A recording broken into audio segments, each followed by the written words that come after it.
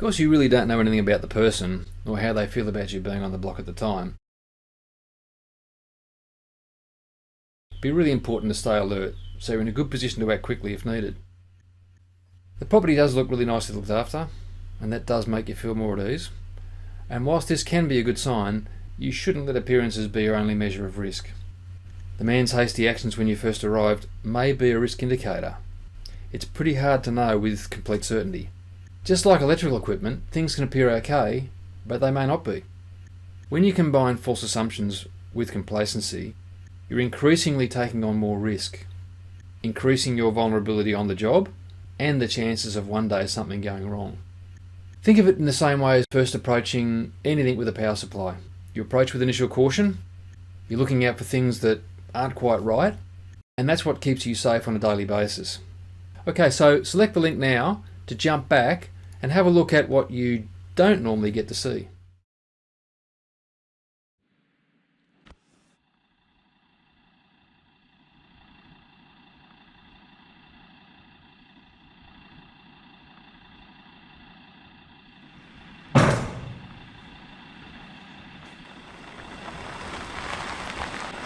What the f?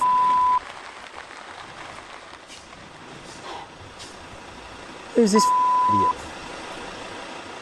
Well, we know that firearms are common on rural properties, but how and why someone has them, that's a different story. And at this point, we don't know anything about that man. It's just one reason amongst many others as to why it's so important to remain alert, particularly when you're entering anyone's property.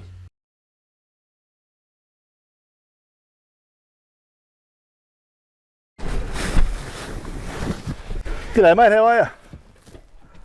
How you going today?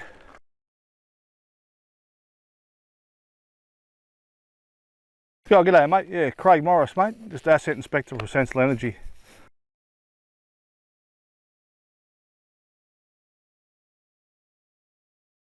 Mate, I had the gate locked out the front. How'd you get in? I just opened the chain up mate, it was open. No, the gate was locked. No, dummy locked, you only had half hanging over, I just opened it up, didn't lift it off and come straight up the driveway. Mate, what's a closed gate normally signal to you? Oh, it means if it's locked we stay out, but if it's open, well it's usually we can go in.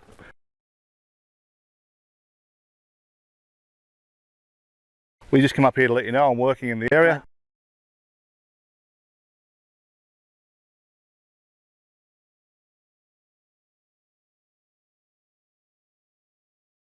Mate, you wouldn't be the first people to cut the chain, you know. Yeah, no, haven't cut the chain. All right, No, mate. chain's Well, not listen, cut.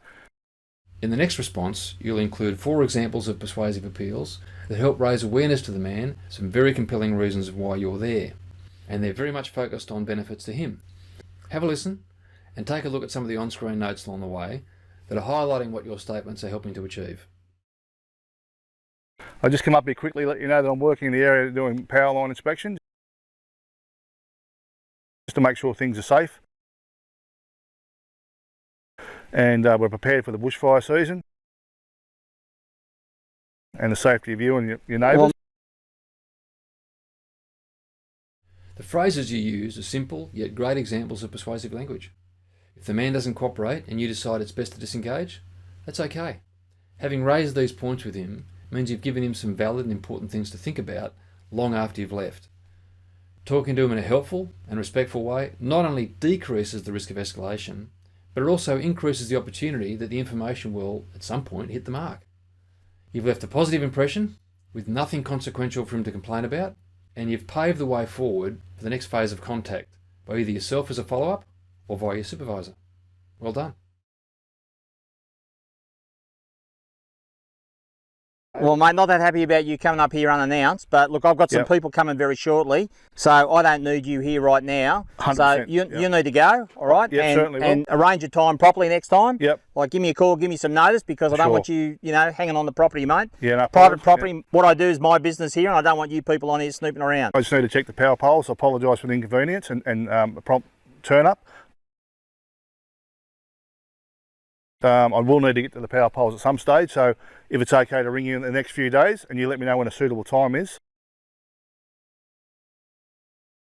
And if that gate's locked, mate, don't come in, okay? Most certainly. All right, don't come in if the gate's locked. No, I appreciate your time. Righto. Sorry for the inconvenience. Righto. I'll catch you later. Thank you.